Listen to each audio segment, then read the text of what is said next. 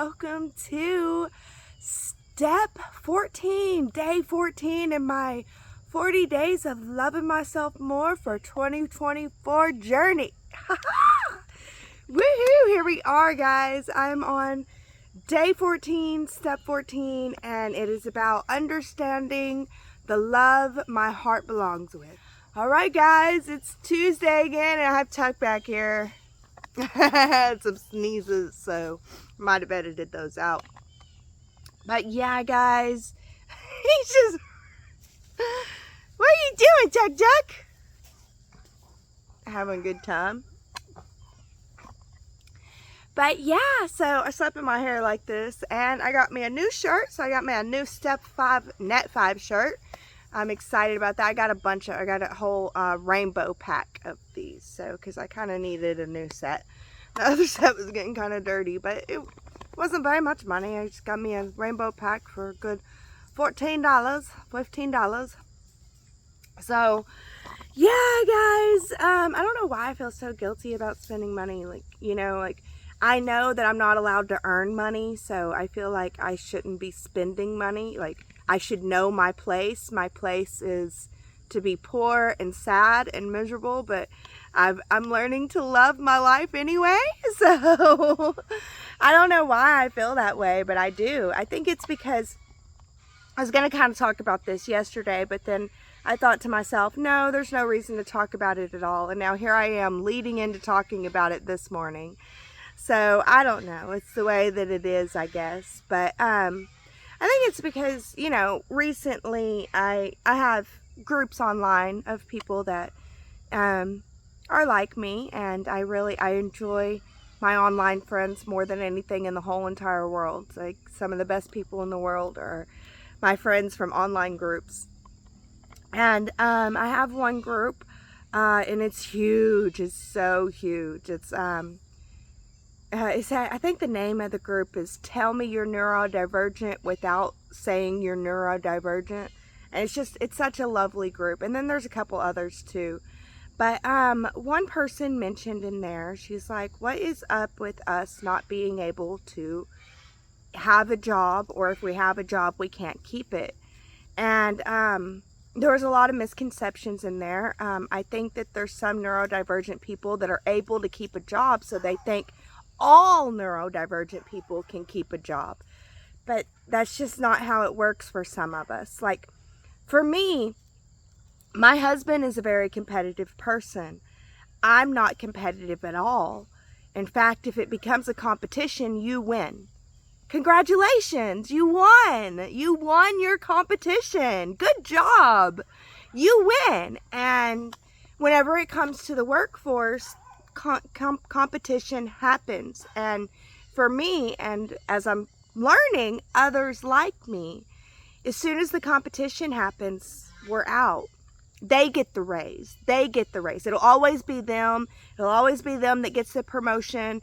They will always get the raise. They will always get the promotion. We're out because I'm not going to compete for it. My heart and my soul won't let me compete. I'll just be like, you win. Good job. Good job. I don't know. I love people, and I love people so much. And the last thing I would want to do is make them feel like I feel whenever I lose. And also, I don't want to feel like I do whenever I lose. So if I just give them the thing, then I don't feel bad. I feel good about myself. I'm like, look at you, Misty. You're able to let them win. That is so awesome. But anyway, there's a lot of things that keep neurodivergent people like me out of the workforce. Me particularly, I'm a very, very hard worker, and I will do my best. In the few jobs that I did have, they would say things like, I need you to do this. It's going to take you weeks. And I would have it done within hours. And every single time, my boss or supervisor would be like, how did you do that quick? One time I worked in the IT department, and my job was to just mundane things. I had to create the wires and put the clips on them. And I would get my work done. I'd be completely done with everything that they wanted me to do for the month in the first couple days, because I don't know, I think that's part of my neurodivergence. I tune in, I work, and I get done, you know, like, I think my YouTube channel should be a testament to that. The fact that I have nobody helping me, just me and AI. That's it. In fact, I have people in my life that are constantly pulling me away from my work, and I'm still able to get as much done as I get done. So I'm a hard worker. I'm a good worker. And they don't know that until they hire me, though. And I can't get hired. And it seems like every time I try to get hired, you know, it's a competitive environment. So for me, I'm going to let the other people get the hiring, not me. And it seems like the only things that I can get hired for are scam jobs. There was a job called Vacation, Tour, and Travel, and they would call people and try to convince them to go to a vacation with them, do a vacation with them, which is going to be a crappy hotel, a crappy vacation, where you have to do a timeshare thing with them, and they are going to pressure you hardcore in that timeshare. So it's like the crappiest vacation you could ever take, and I was selling them left and right. I did really, really good in that job, but you know, it was just a couple weeks in. And I mean, they were like holding me up as like, this is how you're supposed to do. Like, let's watch her. And look how awesome she is. You know, like other people were maybe making one sale a day. I would go in there. I'd make 5, 6. I think I made close to 20 sales one day. Just one day, which is just insane. And that's just because of my work ethic. And I put in my all. I really do work hard. I work hard for people, but I couldn't keep on. I remember, I think it was right after the 20-day sale. It was hurting my heart and my soul so freaking bad. I had to quit. I was like, I got to quit. I quit, and they were like, no, don't quit. We'll make you supervisor. How about we put you where you teach teams? And I'm just like, no way. If I feel this guilty about me scamming wonderful families out of a wonderful vacation, I'm going to feel that much worse about teaching multiple people to do it, you know? So I had to quit. I couldn't do it. And, so it's just throughout my life, I've learned, I'm not meant to make money. And I thought that, you know, I could move into this YouTube thing and kind of have my own business and everything, but I like spirituality, and that sucks that I happen to like the thing that you're not allowed to make money with. And I've come to peace with it. I can't give out free readings all the time, but I am going to start doing free readings where I can have a monthly winner at the least, if not, you know, maybe a weekly. So we'll find out, because I am going to figure out how to do this. And I'm giving up the idea that I'll ever be monetized, I'll ever make money. And, you know, I want to make spiritual courses, and I want to make it available. So to people, I'm giving up that idea. It's okay. You know, it's okay.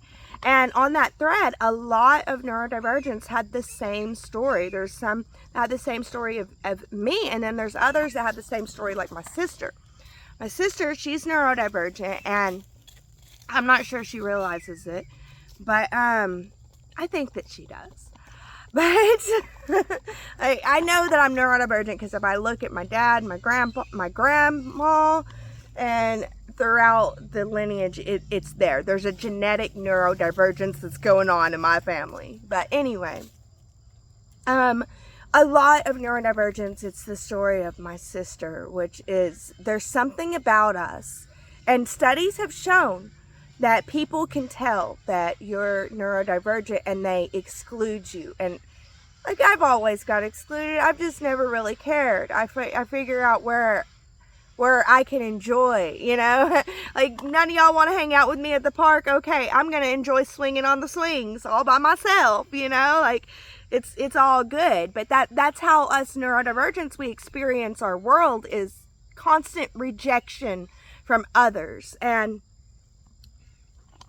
my sister's story isn't exactly like that. My sister is competitive. She's competitive. She's a hard worker. She'll do her best. And the story, and I saw this on the neurodivergent thing, because the thread was, why can't neurodivergents keep a job? What's up with that? Is there something with us? And then, there was a bunch of people that commented that they can, and that it's easy for them, and they just dismiss the experience of those like me. And my sister, she can keep a job a lot better. But anyway, she had a job for the longest, working at a gas station, and all my sisters worked at that gas station. And then they began to remodel it and redo the gas station. It was going away. All my other sisters found a different job and moved on. That one sister, she stayed there, and she was like the only one working for them for a minute. And they were like, look, this gas station's going down. We want to transfer you to another town where we're building a new gas station. So she went to the new gas station, and there at the new place, she was the only one. And she was working everybody's job. And she was working like over 100 hours a week, which was cool because she got a lot of money, but bad because that's not good on anybody's physical, mental, or emotional well-being to work that many hours. But the money was pretty good for a minute, but at the same time, she didn't want to get used to that because, she couldn't handle that all the time. Well, they decided to start the hiring process to get her some coworkers, and they decided to give her manager, and so that she could hire coworkers and such. And so she was working on hiring people so that she didn't have to work so much. And then they get in there a general manager, and this general manager moves in, and she hires one of her best friends, and they're just like best friend forever, and they're just like Valley Girl best friends up in there, and they can't stand my sister. They can't stand her. My sister can't figure out why they can't stand her. I know it's because studies have shown that neurotypical people can pick up on neurodivergent people, and they just can't stand us. They can't stand us. Neurodivergent people can't really pick up on neurotypical people, and we kind of think that we're all people. But there's something about us that neurotypicals, they just cannot stand. So these two girls, even though my sister was a hard worker for this company for years, even though she was the one that held up 2 of their gas stations all on her own, she's being pushed out. They're doing things to sabotage her left and right. They are taking away her hours and constantly turning her in for things that she didn't do. She's having to explain herself in ways that it's really hard for a neurodivergent to compute why I have to explain to you why the inventory is not in its proper place. Whenever I put it in its proper place, I made sure it was in its proper place, but these 2 Valley girls that don't like me literally went behind my back and sabotaged me. It's really tough, but that is what happens to neurodivergence more than not. That was the thing in the whole thread, and it's a huge thread. Hundreds of people commented. That was the thing that I saw over and over and over and over again.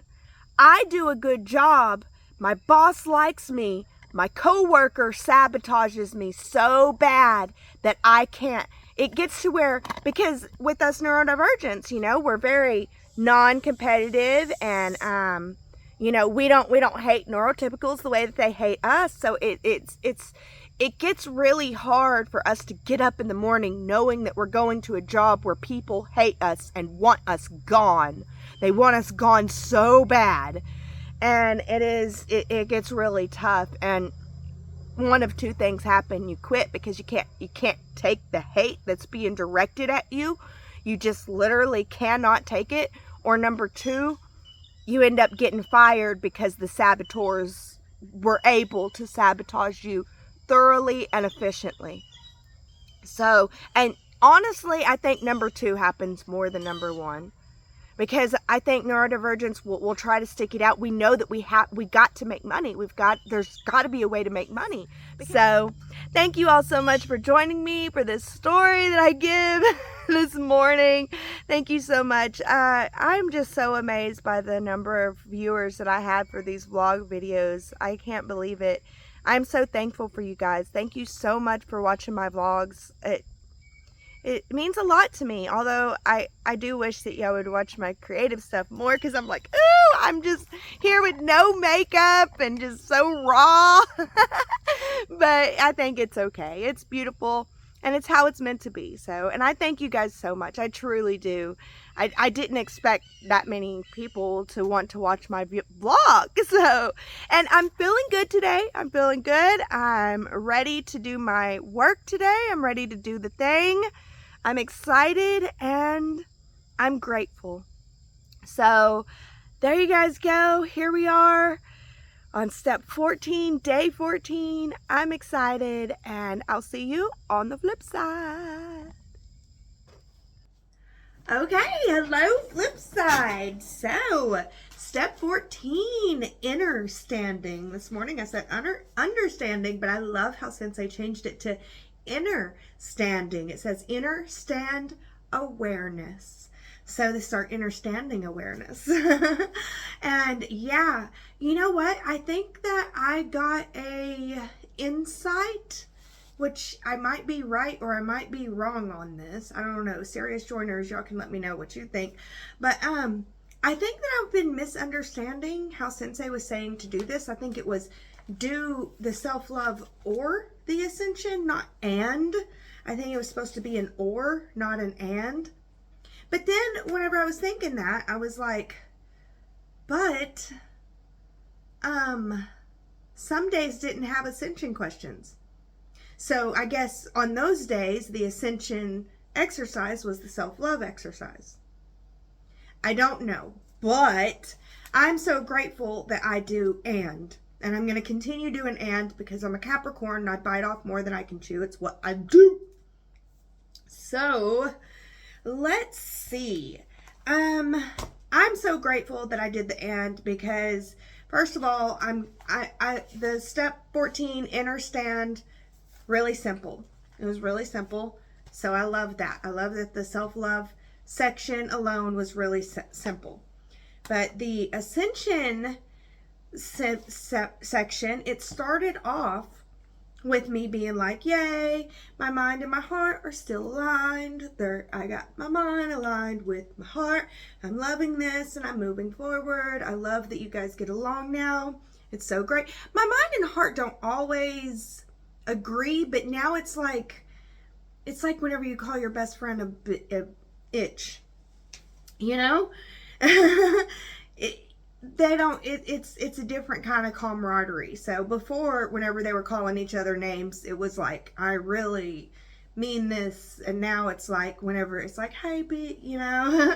So anyway, I begin the ascension journaling, praising my mind, praising my heart for getting along. I'm like, look at you two. Y'all have come so far. This is amazing. Y'all are so in alignment. Like, y'all have the same goals. And then as the ascension questions progressed, it was like, oh, okay. So my mind and my heart have the same goal, but they think that the goal is different. Does that make sense?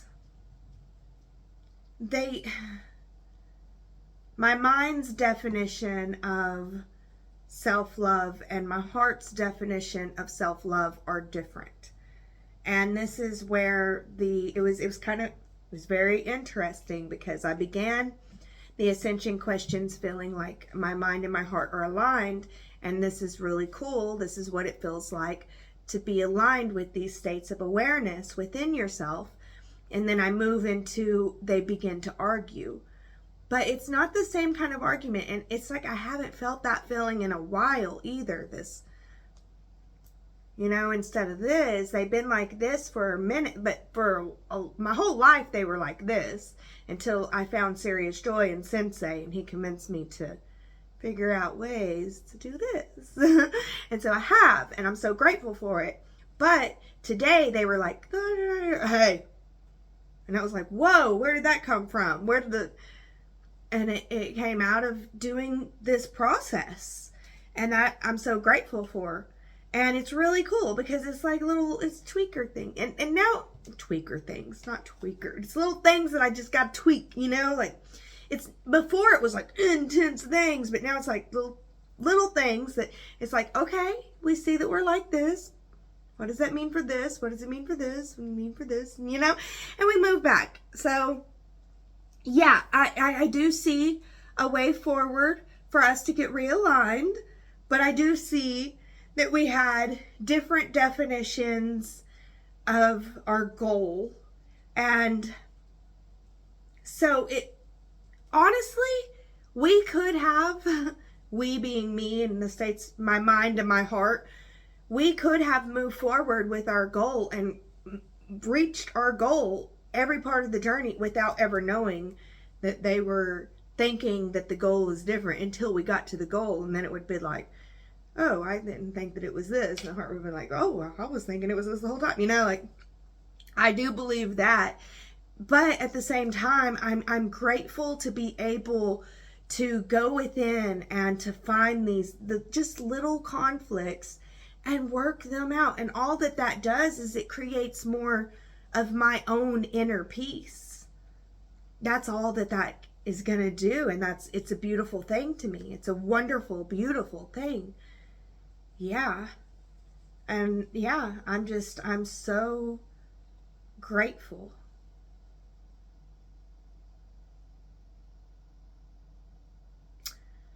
So that's it. That's step 14, innerstanding. I'm beginning to understand my inner peace, my inner joy, my inner love, and my inner alignment more fully now.